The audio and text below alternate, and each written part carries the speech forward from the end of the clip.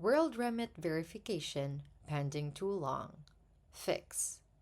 If your WorldRemit verification is pending for too long, do not worry. In this tutorial, I'll show you how to fix it. Step 1.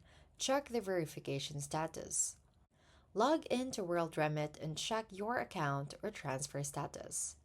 Step 2. Confirm you submitted all required documents.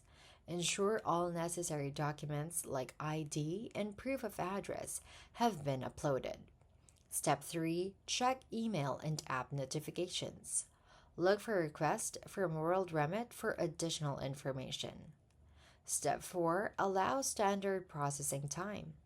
Verification may take 1 to 3 business days or longer. Step 5. Resubmit documents if needed. If any documents were rejected, upload them again correctly. Step 6. Contact WorldRemit support. If verification is still pending, you may contact WorldRemit support for assistance. Tips: submit clear and valid documents, avoid edits, and keep copies for reference. And that's it. You now know how to fix a WorldRemit verification pending too long issue.